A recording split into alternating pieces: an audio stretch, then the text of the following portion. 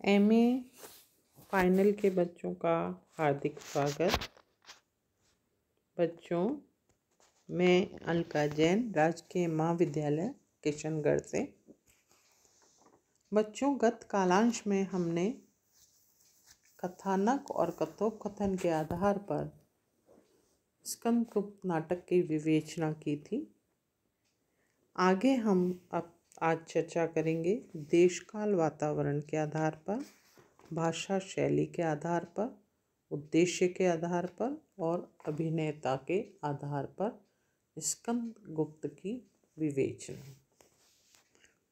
बच्चों, देश काल और वातावरण के अंतर्गत केवल स्थान और समय ही नहीं, रीति रिवाज, रहन सहन के ढंग, पात्रों की वेशभूषा, शिष्टाचार, आचार व्यवहार, विचार चिंतन, वार्तालाप की भाषा शैली तथा कथा की प्राकृतिक पृष्ठभूमि आदि सभी बातें समाविष्ट हो जाती हैं, जो कथा को स्वाभाविक वातावरण प्रस्तुत करती हैं।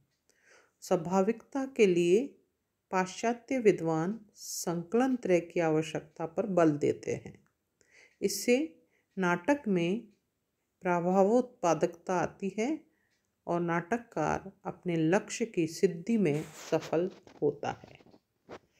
प्रसाद जी के प्रस्तुत नाटक स्कंदगुप्त में अन्य नाटकों की भांति राजनीतिक परिस्थितियों, सामाजिक, धार्मिक और सांस्कृतिक परिस्थितियों का सुंदर चित्रण हुआ है। राजनीतिक परिस्थितियों के चित्रण के पीछे धार्मिक प्रेरणा कार्य कर रही है। इन राजनीतिक परिस्थितियों, सीमाओं, गतिविधियों को सूक्ष्मता से देखा जाए तो यह स्पष्ट लक्षित होता है कि उस समय साम्राज्य की जड़ें पारंपरिक झगड़ों एवं कलह के कारण खोखली होती जा रही थी। परिणाम स्वरूप देश की अर्थव्यवस्था अव्यवस्थित हो गई थी और शांति का तो पूर्णतः लोप ही हो गया था। पारस्परिक गृह कलह और वैमनस्य के कारण ही विदेशियों ने आक्रमण किए। इन षड्यंत्रों, गतिविधियों आदि के दिग्दर्शन प्रस्तुत नाटक में स्थान स्थान पर प्राप्त होता है। सामाजिक परिस्थितियों की ओर प्राय इस नाटक का ध्यान कम गया है, किंतु जितना भी गया है वह सामाजिक जीवन को प्रभावित करने वाला है। नारियों की सामाजिक स्थिति को उजागर करने में लेखक को सफलता मिली है। पर्दा न था, वेश्यावृत्ति की कुप्रवृत्ति प्रचलित थी, अंधविश्वास भी प्रचलित थे, नरबलि की प्रथा और विलासिता के उदाहरण इस नाटक में पाए जाते हैं। धार्मिक परिस्थितियों पर प्रकाश डाला गया है। जनता धार्मिक गुरुओं और उपदेशों में विश्वास रखती थी, इसी से वे अनुचित लाभ उठाने में नहीं हिचकते थे। देश के ठेकेदार देशद्रोह करने में भी नहीं चूकते थे। नाटक में सांस्कृतिक और साहित्यिक परिस्थितियों पर अचानक प्रकाश पड़ जाता है। उसके साथ ही अस्त्रों, पात्रों के नाम और उनकी वेशभूषा आदि से वातावरण को उजागर किया गया है। इन सब से देशकाल और वातावरण तैयार करने में लेखक ने सफलता प्राप्त की है। आगे हम देखेंगे भाषा शैली की दृष्टि से। नाटक की भाषा शैली ऐसी होनी चाहिए जो साहित्यिक और शिष्ट जन की भाषा होकर भी क्लिष्ट न बनने पाए। वह पात्रानुरूप और भाषानुसारणी होनी चाहिए। जहाँ तक शैली का संबंध है वह सरस, सरल और प्रभावपूर्ण होनी चाहिए। दुर्बोध शैली कृत्रिम बन जाती है और अस्वाभाविकता उत्पन्न करती है। इस नाटक की भाषा संस्कृतनिष्ठ और काव्यात्मकता लिए हुए है।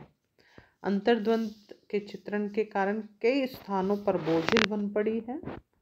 भाषा में छायावादी प्रयोग भी बहुलता के साथ पाए जाते हैं, किंतु भाषा विषय वस्तु को पूर्ण रूपेण मूर्तमान कर देती है।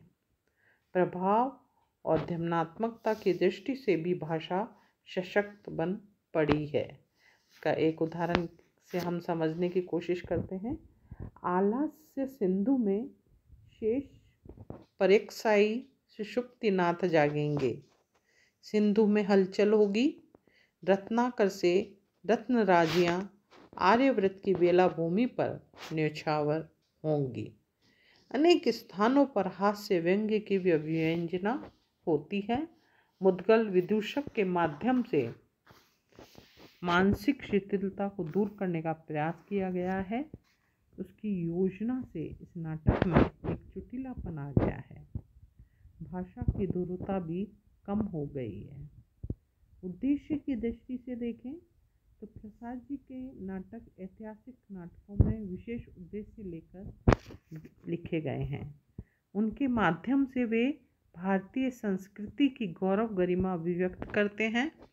इस नाटक के माध्यम से राष्ट्रीयता की भावना का प्रसार और कर्म क्षेत्र में डटकर अपने कर्तव्य का पालन करना, संकुचित भावनाओं का परित्याग करके त्याग और बलिदान द्वारा कल्याण के मार्ग पर अग्रसर होना, इन दोनों के मध्य में राष्ट्रीय भावना ही कार्य करती है। उद्देश्य का अपना महत्व है क्योंकि ये महान है।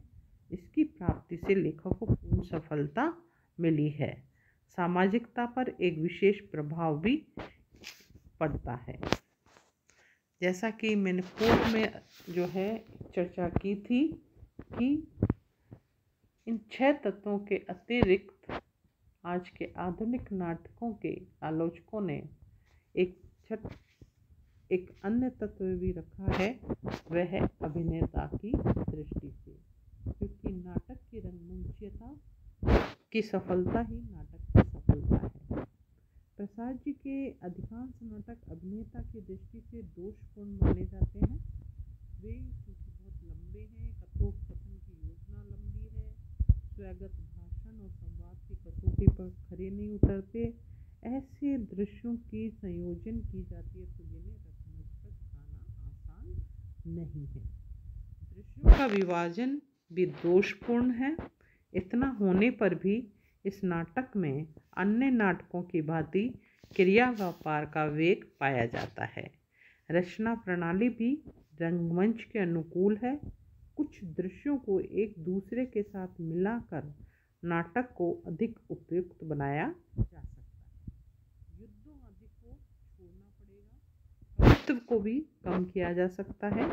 कहने का तात्पर्य है कि कुछ एक परिवर्तनों के साथ प्रस्तुत नाटक को अभिनय करने में सफलता पाई जा सकती है।